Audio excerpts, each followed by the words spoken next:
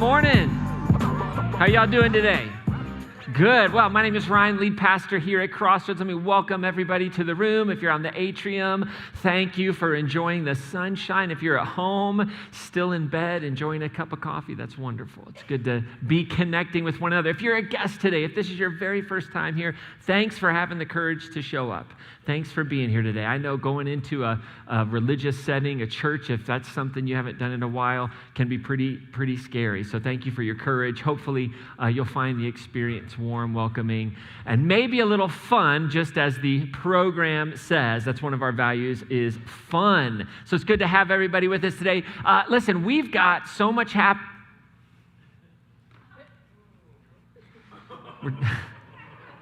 We're generally not much of a monastic environment.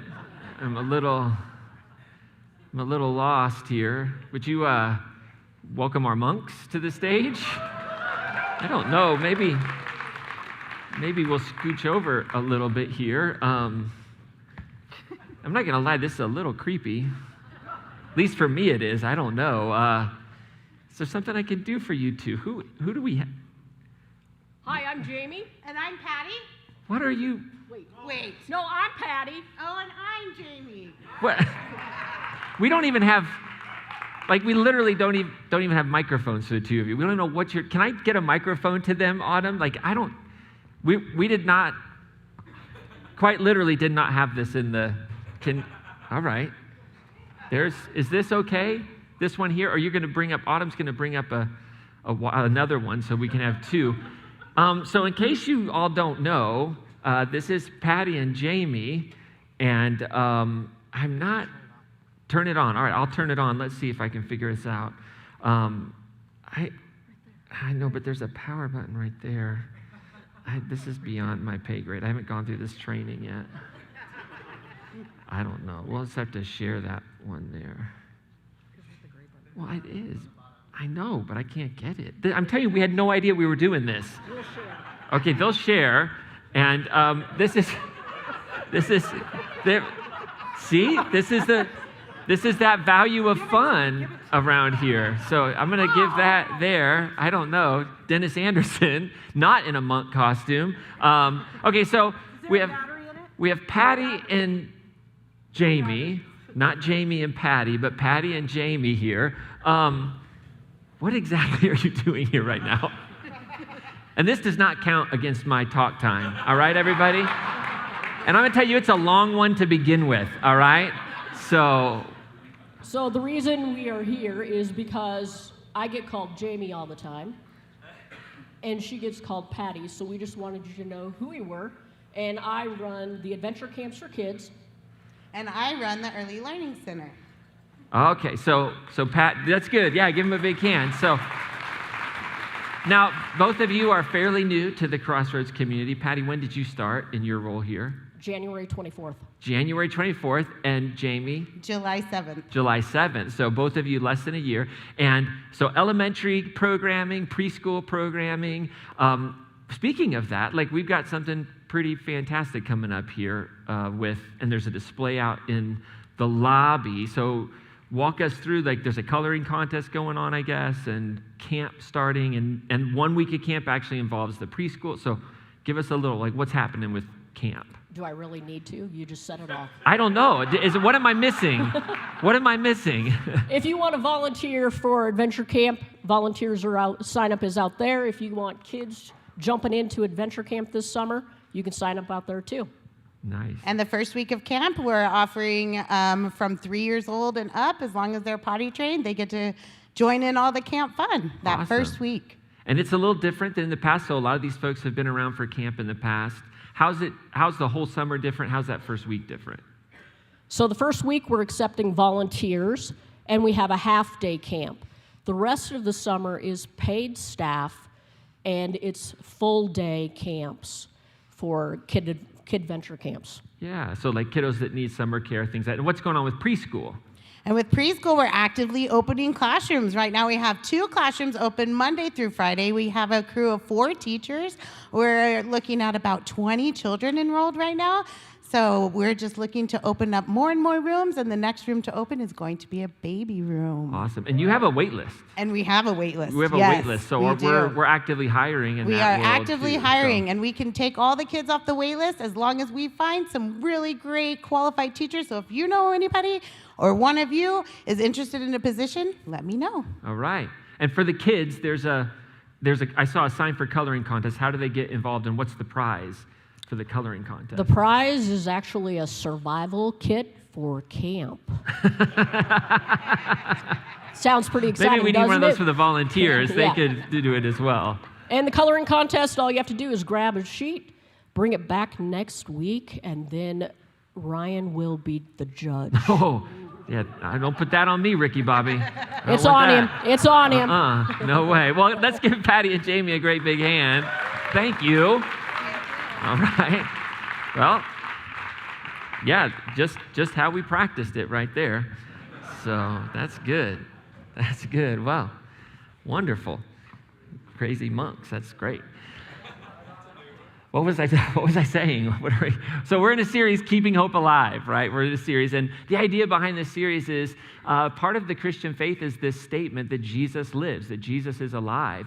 And on Easter, we talked about that, and I unpacked this idea that just it doesn't mean anything if that life doesn't flow through followers, right? If on that first Easter nobody believed and nobody changed their lives, it wouldn't have mattered. Jesus could be walking around right now having a burger, and it doesn't matter.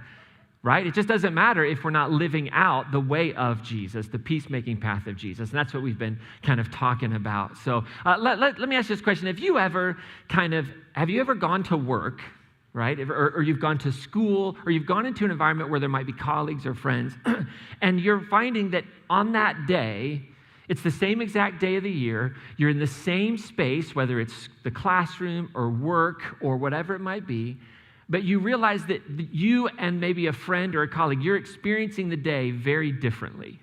So like they're having a terrible day, but you're having a great day. It's the same day, right? So if we were to ask the room, hey, how's your day today? Some people would be like, worst day of my life. Worst, I came and I was hoping Ryan wasn't talking. It's terrible, right? And then somebody would be like, oh, it's the best day of my life, right? Have you ever had that experience? Raise your hand up nice and high. Like that kind of contradicting moment. But here's the thing. Our world is filled with a variety of those contradicting experiences, right? And here's what's fascinating about that moment, right? Where two people in the room, a third person walks in and say, how's the day going? And like simultaneously, someone says, awesome, and somebody says, terrible. So who's the liar? Right? Who's lying there? Well, nobody is, because these contradictory experiences, the experiences that contradict one another, they're all true. And the human experience is filled with all of these moments, all of these contradictions, that it might seem, if we're just going to try and rationalize it, that somebody's telling the truth and somebody's telling the lie. How's your day today? Right? But no, they're all real. They're all genuine. Any Dave Matthews Band fans in the room? You can raise your hand. I know it's Colorado. You all have liked Dave Matthews for a long time around here. Don't be lying to me and telling you don't, right? So Dave has a song, right? He has this song called Funny the Way It Is. If you've ever heard it, if you haven't, Spotify it, go listen to it. And like the chorus says, or the first verse, he talks about sitting outside and it's this beautiful day and he's soaking it in and all of a sudden sirens go by. And he says, somebody's house is burning on a beautiful day like today. Right? It's that contradiction. And the chorus says, funny the way it is, if you think about it, somebody's going hungry and somebody else is eating out. He says, funny the way it is, it's not right or wrong. Somebody's heart is broken and it becomes your favorite song. I love that lyric of that because it's so true, right? We listen to these songs about pain and hurt and loss. And we're like, I love that song.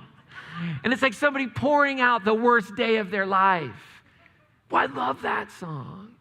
And what is music, right? What is a song, right? A song is poetry set to music. Poetry set to music. And poetry bears witnesses to the truth. It bears a witness to the truth of these contradictory experiences in our lives. They bear witness to the real around us.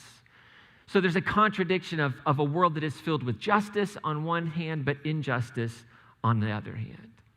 There's a day, there's a life, there's a moment, there's an experience that's filled with beauty, yet deep grief and sorrow. Yesterday, there was a celebration of life here in the building. And it was filled with great beauty as we saw like our church come around and support another church who didn't have the space. And all these volunteers came and made this beautiful moment happen, but it was also a terrible moment. It was filled with grief. And that is the human condition, that we can in the same moment suffer, but also be brought intense peace. And poetry brings us into those spaces, right? I asked a poet this week. I called this poet and I said, talk to me about poetry, right? Tell me about it. And here's some things that this poet said. They said, it wants to make a matter of record. Like poetry wants to make a matter of record. It wants to say something that needs to be said, put it on record, and this thing can be related over time and across boundaries. They said that poetry reaches for meaning. It's a meaning-making exercise. It's looking at the contradictions in our world. It's looking at the pain. It's looking at the joys. And it's trying to find and make and create meaning in it. It's a search for it. And here's what's interesting. Sometimes it takes more than one poem, right? They said to me, sometimes it's an anthology of poetry that can really capture the heart, that can capture what that poet is trying to do. It's a process of working out meaning over time, and poetry uses language to do this. It uses images. I loved this. They said poetry uses images to break the spell of the monotony of our usual way of processing. Right? Our usual way of processing the world just through our eyes and through our ears. But poetry brings us into a deep space where we have to feel their experience of the poet. We have to slow down. It brings about to us like the eternal consequences of whatever is being brought to record. I'd like to read a poem for you this morning. This poem was written by a woman named Natalie Diaz. And I think Natalie brings us this really amazing picture of what poetry can do and what it means to bear witness to an injustice, what it means to draw you into an experience that might not be yours. So Natalie Diaz was born in the Fort Mojave Indian villages in Needles, California. She is Mojave. She's an enrolled member of the Gila River Indian community. This is her experience, right? So she's the author of a collection of poems called Post-Colonial Love Poem. She won the Pulitzer Prize for this poetry that she wrote. She wrote another piece called When My Brother Was an Aztec. And this piece was described by a New York Times reviewer as ambitious and beautiful, right? This is something that's out there in the poetry world, right? Diaz lives in the Mojave Valley, Arizona, where she continues to work with the last speakers of Mojave, and she directs a language revitalization program, right? So the poem I want to read to you from her, you got to even slow down to get the title of it, all right? By the way, let me just say this right now. This is either going to be the boringest talk you have ever heard in your life, or you're going to love it. There's no in between. Because to get where I'm going, we got to take the long route today, okay? We got to take the long route. So hang in there with me, and I hope your reservation wasn't for 11:30, okay? That's all I'm going to. Okay, so here we go. So this is the title of the poem. Abecedarian, requiring further examination of Anglican seraphim subjugation of a wild Indian reservation. This is not a Pentecostal church. Please don't talk to me. No, she said, they said, say it again. I'll say it again. All right, here it is. Abecedarian, which means the type of poem that every line starts with a letter of the alphabet. So it works through all the letters of the alphabet. Requiring further examination of Anglican seraphim. Seraphim is a word that refers to like angelic beings. Subjugation, we know what that word means, of a wild Indian reservation. All right, so check it out. Listen. Maybe close your eyes. Listen to the poem. Angels don't come to the reservation. Bats, maybe, or owls, boxy mottled things. Coyotes, too. They all mean the same thing, death. And death eats angels, I guess, because I haven't seen an angel fly through this valley ever. Gabriel? Never heard of him. Know a guy named Gabe, though. He came through here one powwow and stayed. Typical. Indian. Sure, he had wings. Jailbird that he is. He flies around in stolen cars wherever he stops. kids grow like gourds from women's bellies. Like I said, no Indian I've ever heard of has ever been or seen an angel.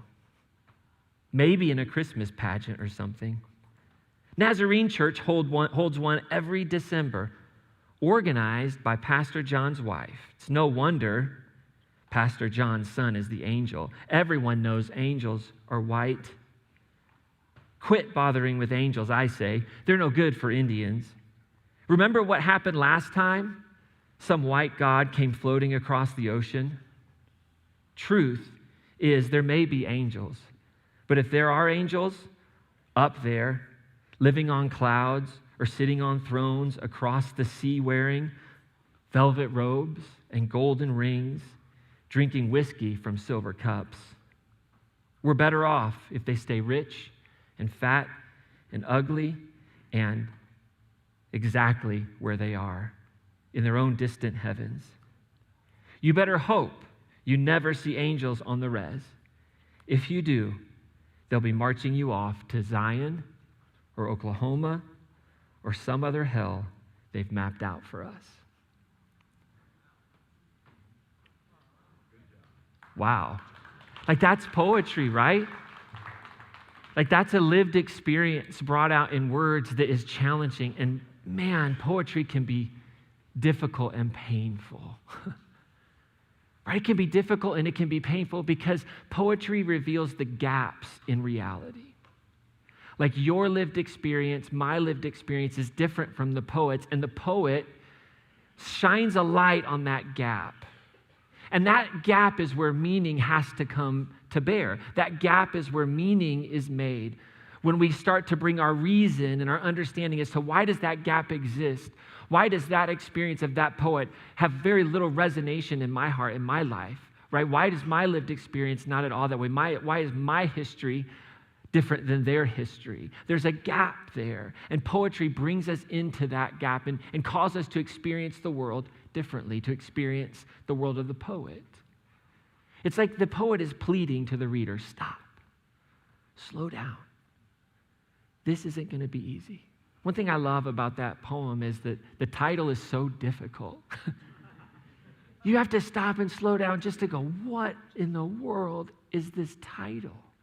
And that's what the poet does. It's like, you got to slow down, because if we don't slow down, we'll never understand what isn't understandable. Like if we don't slow down to listen, to understand, to pause, to reflect, we'll never be able to get those things that right now we just think are just beyond our ability. Poetry offers us this moment to sit with really difficult subjects, to let them transform us. It gives us an opportunity to inhabit another person's telling of reality, another person's story. Here's the thing. Prophets are poets. Prophets are poets, and poets are prophets. The Christian scripture, the Old Testament, we call it the Old Testament, the Hebrew Bible, is filled with a group of writings called prophets. And sometimes we think of prophets as fortune tellers. They're going to tell us the future. That's not what prophecy is at all. Prophecy is a bearing witness to a problem, giving voice to the pain of the divine in the world, right? And a prophet bears witness to the problem, to the circumstance. And just like in any poem, any bit of poetry that bears witness to something, there's always a judgment that follows the bearing witness. And that language of poetry, right? We would recognize that there's always a literal reality behind the poem. But we know that there's a hybrid of the literal and the figurative in poetry, in that language. Today I want to look at one of those poets as we understand what does hope demand of us to keep it alive. And we have to spend a lot of time here before we jump into this poet or prophet, because there's been a long history of misuse and abuse of the voice of the poet.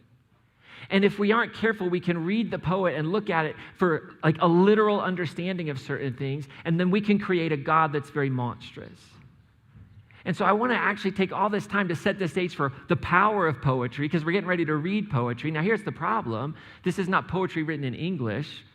So you're like, well, it doesn't rhyme. It's not a poem. It's written in Hebrew, ancient Hebrew. but it's nonetheless serving that same function as literature. And so what I want to do is say, what is some wisdom that this prophet named Amos, we have this prophetic book called Amos, which is a collection of poems written in Amos's name, written kind of like according to what he would have said. It was written long after his life, this collection of writings. And I want to ask, like, what can we learn about what hope demands from this prophetic voice? Because Amos represents a thread that you can find all throughout these different texts that we have in our collection of writings that we call the Bible. So Amos was this guy who lived about 9 miles south of Jerusalem. And he was a sheep herder. That's what his profession was.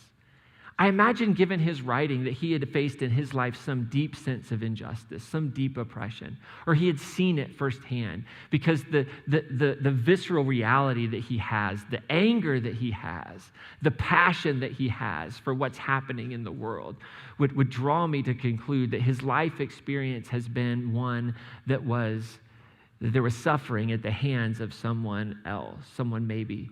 Or maybe he was part of an upper middle class of the time, being a sheep herder, and he had some wealth, and he saw like his fellows treating and oppressing. And so he gives voice to the reality of the problem of this. And what's interesting is Amos, while he lived in the south, there were 2 kingdoms. There was a northern kingdom and a southern kingdom. Jerusalem, Judah was the southern kingdom. Israel was the northern kingdom.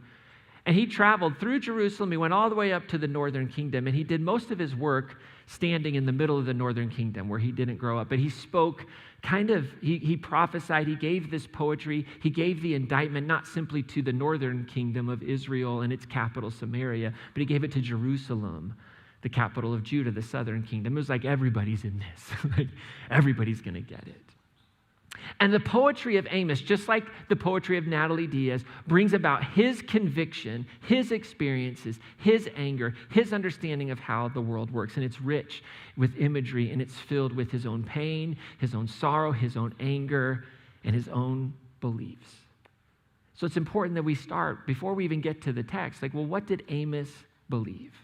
What did Amos believe? First of all, we have to recognize that Amos, a person who lived in the 8th century, right, believed like everybody else in the 8th century, okay? Like, his beliefs were not so crazy and out there and different. He believed like everybody else in the ancient Near East certain things. Some of the common beliefs that we know that were held in the ancient Near East long before Amos come to us from these collections of writings that we have from other areas in ancient Mesopotamia.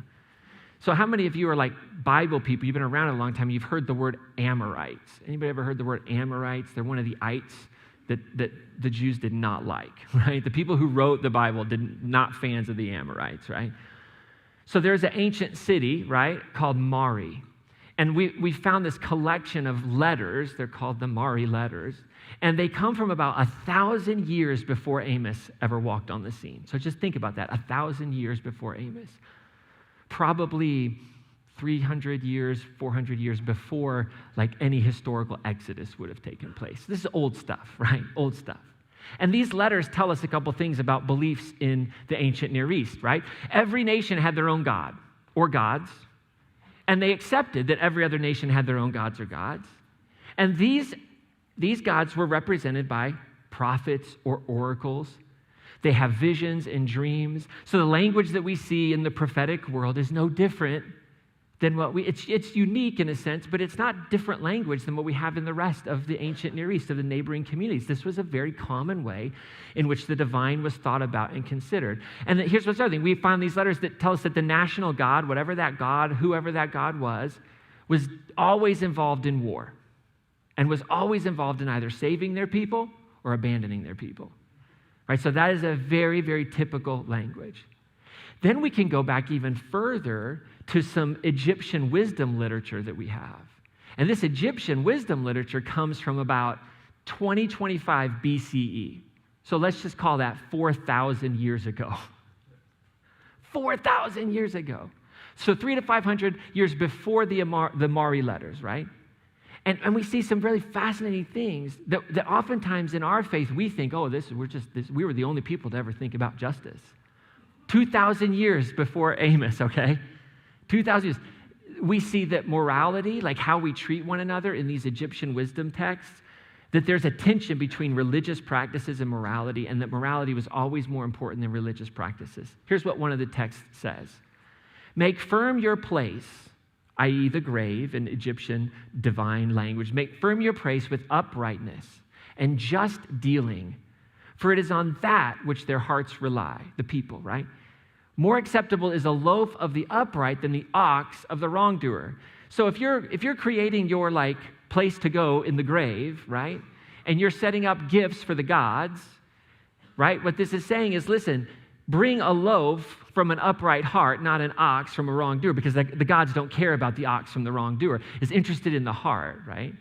Another piece of writing says this: all the amulets, carved images, figures are insufficient and meaningless. Is it by sacrificing and cleaving asunder to the crocodile?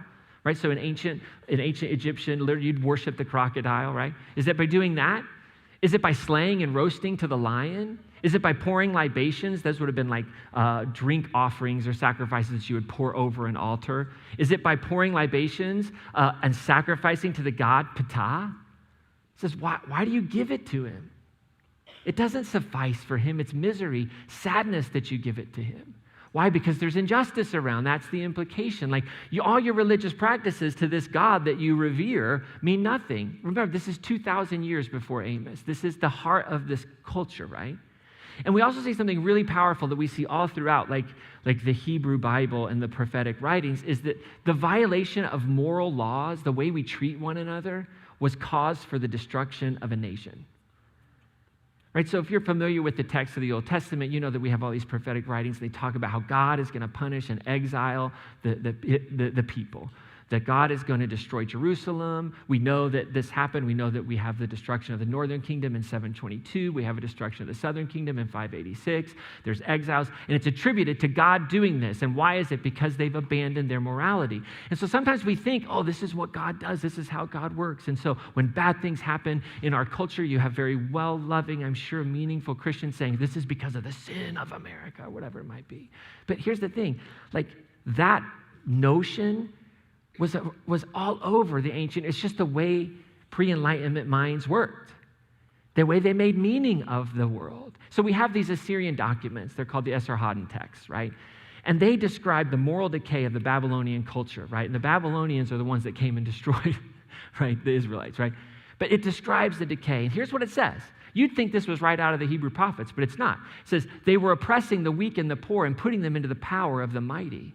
There was oppression and acceptance of bribes within the city daily without ceasing. They were robbing each other's property. The son was cursing his father in the street. Then the god, Enlil or Marduk, depending upon, if you were Babylonian or Syrian, the god became angry. He planned to overwhelm the land and to destroy its people. We have another document called Advice to the Prince, right? So how you should behave if you're the leader. And this is what it says. If a king does not heed justice, his people will fall into anarchy and his land will be devastated. If citizens of Nippur was the capital, if citizens of Nippur are brought before him for judgment and he accepts bribes and treats them with injustice, Enlil, the Lord of the lands, will bring a foreign army against him. Amos believed just like everybody else.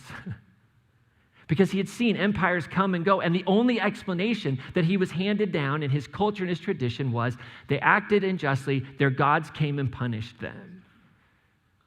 So that's not a unique belief. So we just have to recognize that's the belief. That's how they thought about natural disasters. That was the prevailing thought. And Amos also believed that Israel had a responsibility because he thought of them as the chosen people of their God, Yahweh. That Yahweh was the great God of all gods.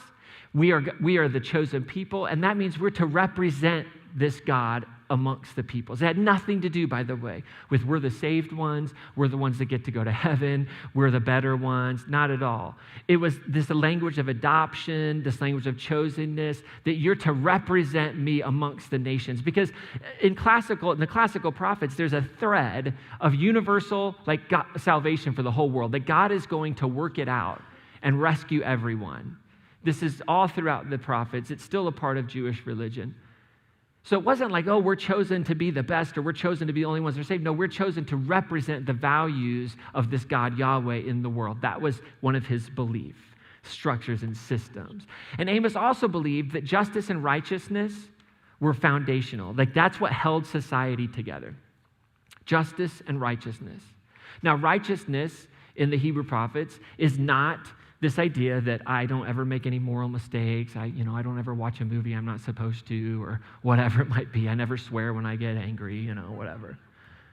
Like righteousness is about like right relationships with one another.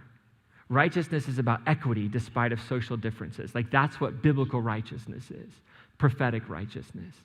And justice is the concrete actions that restore a righteous society, that restore justice. And these two things, Amos said, are foundational, fundamental to what it means to have a society. And Amos believed deeply that his community, his nation was failing in these areas, deeply failing. And they were failing because he saw three things happening. We're going to eventually get to the text, by the way. He saw three things happening. First, he looked around and he saw all of these wealthy elites living these religiously embellished lives of luxury, right in the capital of Samaria. He just saw it, and he says, that's not right. That's not right. We're not living out God's call because you have all these people that are leveraging religion, leveraging the wealth to oppress. And it's not because Amos thought that luxury was wrong or that wealth was wrong. That you'll hear that all the time too. Like no. The problem was that this luxury came from violence against the weak. That's the issue. It's not that people were wealthy and some people had more, some people had less. That's not the issue. The issue is that what was happening was just the continual oppression of the weak, the powerless. And so he says, this is wrong. And all of a sudden now there's just this indifference toward the distress of others. You're comfortable. You develop a whole theology around it. We're the ones that God loves because we have all this stuff. And there's this kind of repression of any notion that there's a disastrous future ahead. That if you keep doing this, somehow your society can stay together. Second way in which he saw that this whole thing was falling apart was he saw like bribery taking place in the justice system. That people were abrogating justice through bribery. They were taking bribes. They weren't listening to it. And Amos believed that justice was God's special gift to Israel. Like he just saw this as what we're supposed to do. We're supposed to show the world what it looks like. And it should have functioned to settle disputes. It should have been used to uncover and eliminate injustices, but itself was becoming an act of injustice. And Amos believed deeply, because he saw it break down, that a people of God lacking a functioning system of justice was incapable of life. It wouldn't survive. He would say he saw it. He saw all the cultures around him. That's how they were destroyed. It was because of their lack of justice, their lack of morality towards one another. And then finally, one of the big things that Amos saw was that there was this misguided trust in religious practice and pilgrimages and worship services. That people thought, if I just go to the temple, if I go to the shrine, if I make my sacrifices, that's what God wants from me. And then I'm just going to go out and do whatever I wanted to do. Like these activities at the shrine centers, the cult centers, don't think of cult like we use it now, but just think of like the religious element of a society. Like the practices weren't promoting justice any longer. They were actually promoting injustice. They were being used as excuses to not care for the poor or the weak. And so here's the thing, like these places had become completely ineffectual in encountering God. In Amos's mind, he says, God's not there. God's not there, not there. The guilty have been lulled to sleep. They have a false sense of security because they go through and they run all the rituals, they run all the worship services, they sacrifice all this, they pour out all the libations. And so they have this good conscience that accompanies their evil deeds.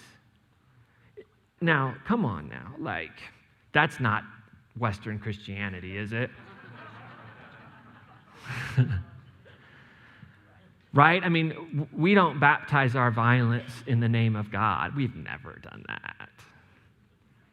And that's what he's seeing, right? And so what he's saying is the very actions that are supposed to bring people to a space of repentance, or to bring people to a space of acknowledgement, like they can't do that anymore.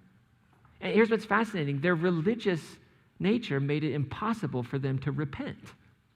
They were so religious, there was no need to repent. They were so deceived by those religious activities that they were incapable of it. What are you talking about? We've done all the cultic practices, all the religious things we're supposed to do. Why wouldn't Yahweh be happy with us? We've done it all. And so Amos believed, like everybody else, in his mind of antiquity, in the way in which he brought meaning into the world, that this community, if this failure continued, would come to a violent destruction. He says, that's how you explain it. That's how you explain the rise and fall of kingdoms. That's how you explain the transfer of power in this world, was through this lack of morality, lack of justice. And it was always the God of the nation doing it. It was always the God of the nation who said, my people have not done what I've wanted them to do. So this was inevitable. There was no question, right? Amos doesn't have an enlightened mind to say, is this really the nature of God? Like he doesn't have a context to go, is God really a moral monster that commits genocide and kills innocent people to prove a point? There's no framework for that, right? You're spending too much time trying to avoid being eaten by lions.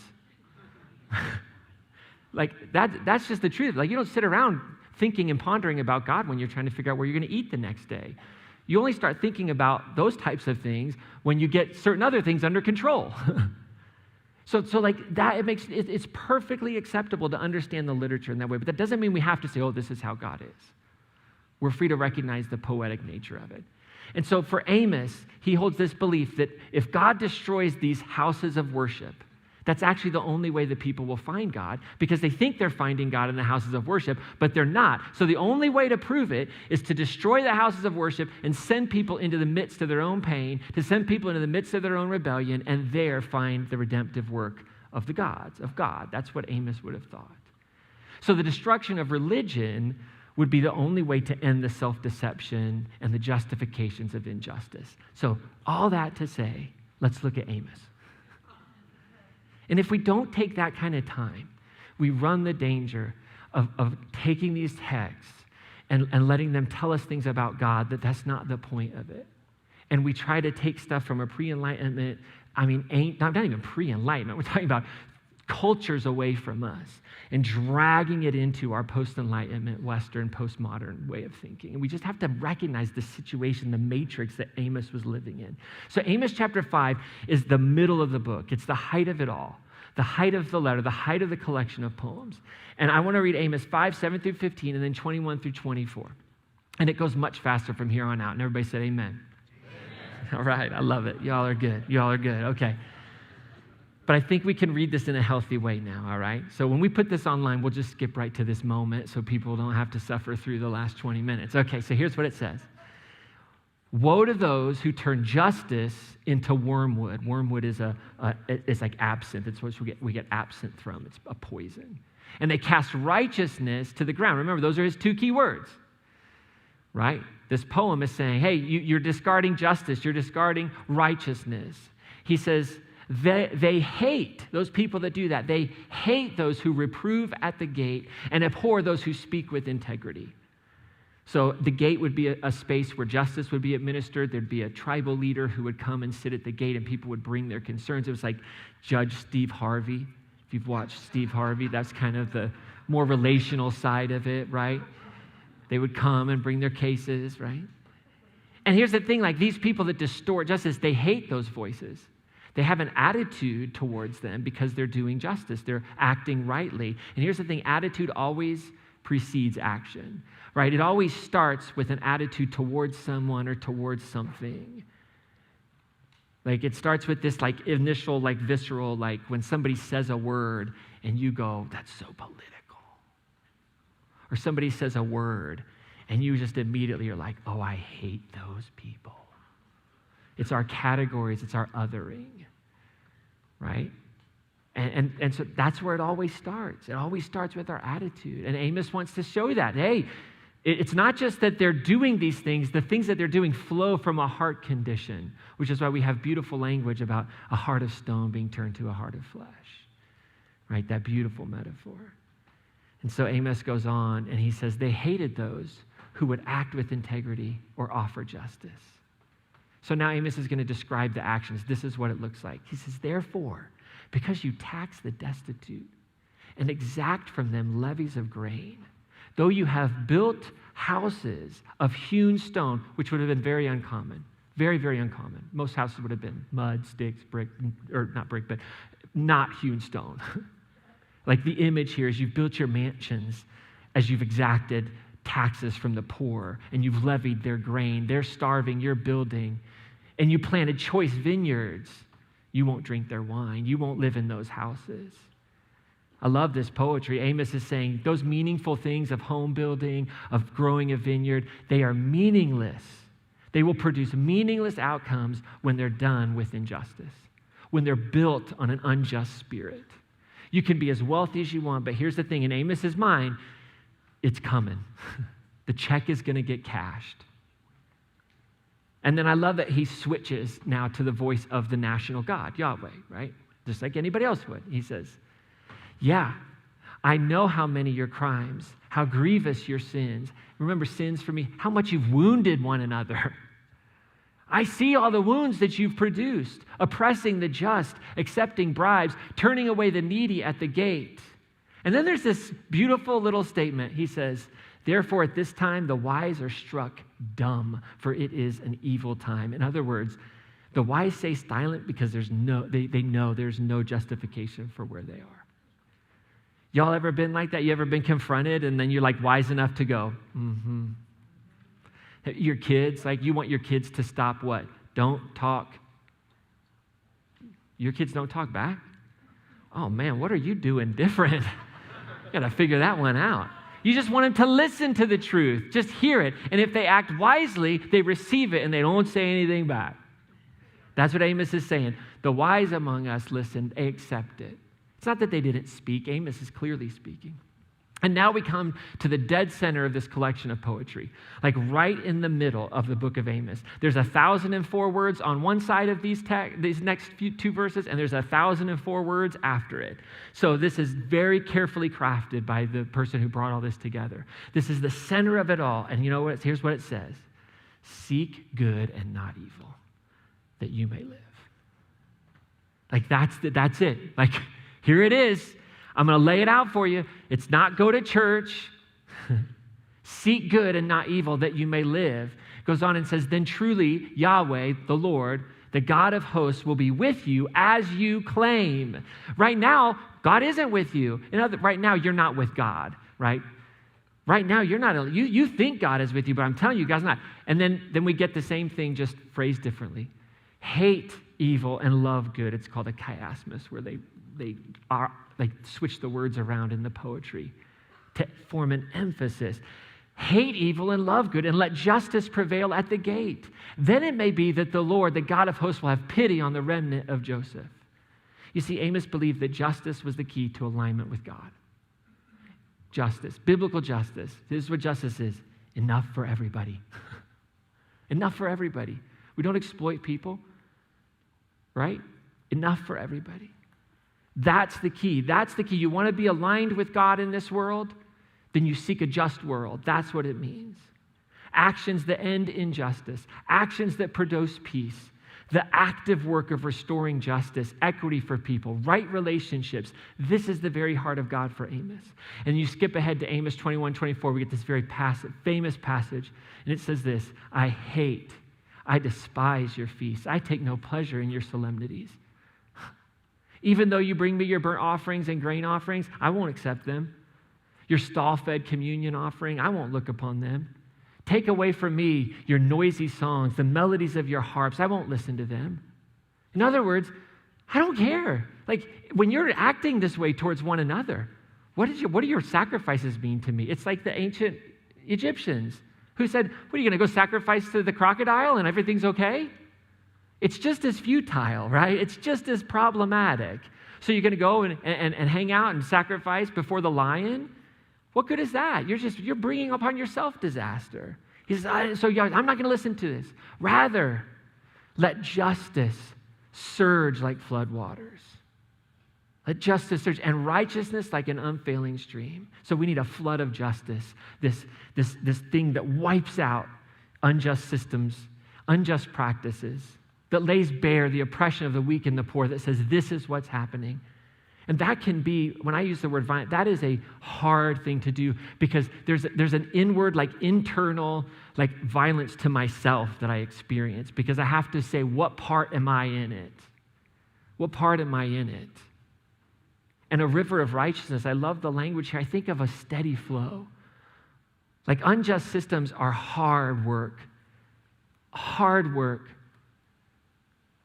But what we want, and what Amos is saying is we need this river, this steady flow of mercy and goodness that nourishes and strengthens every person in the community, everyone, regardless of what they believe, regardless of they're a part of this community, and for the community to be healthy, that's what has to happen. So here's the thing I don't want us to miss. What is it that hope demands of us if we're going to keep it alive? Well, here's the thing. I think what Amos tells us in this poetry, in Amos's day, in Amos's way, is that hope lives in a flood of justice, not a flurry of religion. And we are all about a flurry of religion. That's just, it feels good, all the music. Goosebumps. Right? There's something that feels good about going to church, logging in, whatever it might be. But that doesn't produce hope. It doesn't produce hope for this world. No, hope demands a flood of justice, a community committed to living this out in their everyday normal lives, to work for justice and righteousness. Real quickly, some things in our everyday normal lives to live this out, like a flood of justice, requires a downpour of knowledge. You got to have knowledge. Ignorance isn't an excuse. Right? We cannot bury our head in the sands. We cannot be a place that says, well, this whole world is just headed to hell in a handbasket anyway. Why does it matter? I just don't have that theology. I have a theology that the world is progressing towards heaven on earth. That's the metaphor. That's the beauty. That's what we're doing here. So we press in. We move forward. So we have to get educated, and we have to understand the roots of injustice, the living systems that are in place in our cultures, in our neighborhoods, in our communities, where there's exclusion, where there's oppression. We have to understand that. We need to know what the great injustices of our days is. And we can name a whole list of them. We talk about 5 in our 5 unacceptables. I think of 3 right off the top that the church has just made it a hobby out of it. Othering, right? Sexism, racism, homophobia. If there's 3 things that the church has just excelled at doing while it's facilitated all its religious practices, it's those 3 things. And that's why we identify those 3 in particular, because we want to see those things rewritten in the body of Christ, in Christianity. So we have to know these things. A flood of justice requires compassion and mercy. Compassion and mercy. It's so easy. It's so easy to look at the oppressed and say, they're lazy. I didn't have anything growing up, and I did it all myself. I had the opportunities. They just need to work harder. It's so easy to turn the victim into the perpetrator. But the compassion and mercy of Jesus says, no, we will not succumb to that evil. We won't do it. And a river of righteousness means that we have to have a flow of engagement. Right? We have to be engaged in the work as a church. We have to stand for human-centered public policies. We have to think about others and that's what I love about this new Partner in Hope, this ride to end Alzheimer's. I love that. What a great thing for us to be a part of, and the fact that we have someone in our church heritage that's a part of this. This is engagement. It's not public policy engagement, but it's engagement nonetheless. Helen Keller said this. She said, until the great mass of the people shall be filled with a sense of responsibility for each other's welfare, social justice can never be attained. And some of you are going to freak out, social justice. I don't even like any, we don't need any qualifier. Justice, right? I understand the word, and some people freak out about it, but it's biblical justice is social justice, the idea of a society that looks like heaven on earth, the most just idea, vision. Helen Keller says, until we start thinking about the welfare of other people, it's never going to happen. So we humbly enter the activist arena. Humbly. We walk humbly with our God, with one another. We're missing that sometimes. Martin Luther King Jr. said this, human progress, right, is never automatic or inevitable. Every step toward the goal of justice requires sacrifice, suffering, and struggle. the tireless exertions and passionate concern of dedicated individuals. It's an engagement that's required. And then finally, a river of righteousness requires a current of empowerment. The engagement in justice work, it has to be this development of empowerment. We're empowering people. We have to learn to help without hurting, right? We have to know the difference between relief and development. Both are vital. Both are vital in when we're combating and looking at systemic injustice. There has to be relief systems that deal with the immediate needs, but there also has to be development that deals with the stuff that produces equity and long-term health and sustainment. We need both of those. Both are needed. But we have to understand the difference. Like charity, most of what church does, and there's nothing wrong with this, is an engine of relief. It's an engine for the relief of the hurting and the oppressed. It's a space that the church can hold very well. But see, justice is the engine for social development, right? That development that eliminates oppression, poverty, and violence, right? So one, it comes in as like a balm on the oppressed, those who have suffered violence, those who are empowered. Like there's a relieving of suffering, but an elevation out of the suffering of true healing comes through the development work. And justice produces development, and development produces justice. It's that relationship. So we all as individuals, and remember this series is really about us as a church together. We should support relief and development. We should support that with our wealth of our knowledge, our time, our energy, our money. This is our Partners in Hope strategy that we as a community are coming around and we're unrolling. And it's a continuation of the heart of this church over the last 25 years to say, where are the spaces and who can we partner with that are doing the development work, that are doing the relief work? Because we will never write the 5 unacceptables. If you're new, we have these 5 unacceptables. You can read about them on our website. We'll never rewrite those by ourselves. It's impossible. But when we have good partnerships, we can do that. And you know what's so powerful about this? Nobody wakes up on the day and says, you know what, I want to be a hateful and violent person. Like how many of y'all woke up this morning and were just give me the opportunity, Lord, to hate somebody and be violent, and it would just be a great day? Nobody wants to do that. But yet we know in our hearts, hatred and violence sit there. And I believe this deeply, that hatred and violence cannot survive in a heart that's flooded with justice and filled with righteousness. You know, I've never had to be violent in society. You don't want to know why I've never had to be violent in society? Because I trained in the martial arts and I can see it before it happens. So I just avoid it. No. You know why I've never had to be violent in society? Because I've never had to worry about where my next meal would come from. I was privileged enough to I never had to worry. I never had to worry would I ever be able to get an education. I never wondered, are my kids going to eat? I never wondered, am I going to be falsely arrested? I never ever had that thought. I've never had to be violent because I've always been a part of a system that was pretty just towards me. And so I need a poetic voice to say, well, that hasn't been my experience. Because I think that's how violence and oppression ends, is when we see this just and righteous world. And that's why I think it's so pervasive throughout our biblical poets, if I can use that word. And that's the language that we get. So as we wrap up today, just a little late, we want to sing a song and give you the opportunity to just ponder, what's God inviting you into today? I believe as a church that this series is about helping us understand our commitments to meet the demands of hope. We have 2 huge signs in our atrium that says hope is here. And if we are not actively engaging in the justice work, if we're not creating righteousness, we should take those signs down and say happiness is here. Goosebumps are here. Laughter is here. I mean, those are all wonderful things.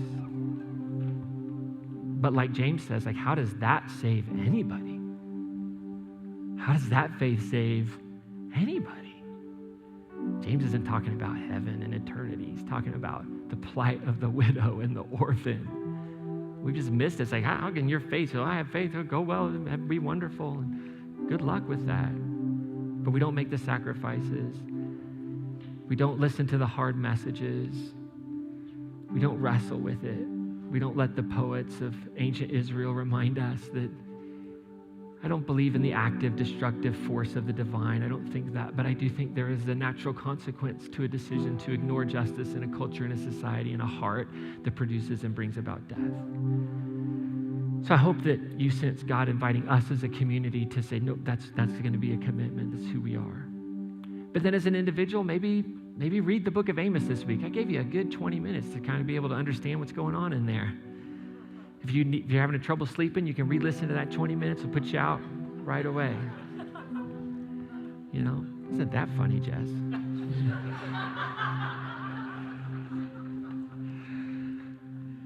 Maybe just read the book of Amos. It's 9 chapters. It wouldn't take very long. It's not like Isaiah. I'm not giving you serious homework. Right? And just think about the poetry and what it's saying. And don't worry about like what it's saying about God, because we've grown as people for the last 2,500, 3,000 years. We know a little bit more about the divine and how the world works than Amos did. So we can like take a nice deep breath, right? We can dig into it. I'd encourage you to find a resource, read a book, get a podcast, read an article that talks about one of the 5 unacceptables: poverty, spiritual emptiness, othering.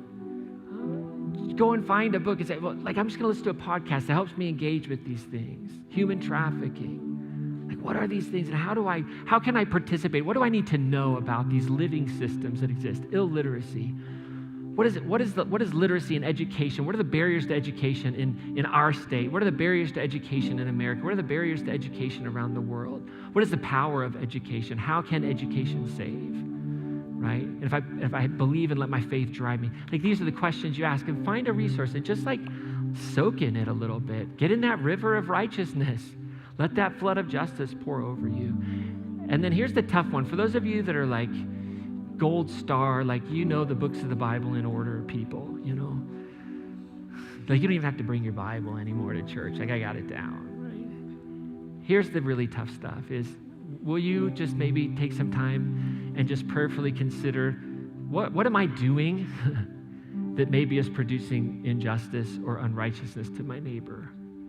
Like, how am I living? What are the decisions I'm making? Where am I shopping? What am I doing that is just, I've just kind of sunk into this pattern, and there are things that I know better, so I should do better kind of thinking. And maybe just consider that beauty of conviction, not condemnation. We don't live in condemnation.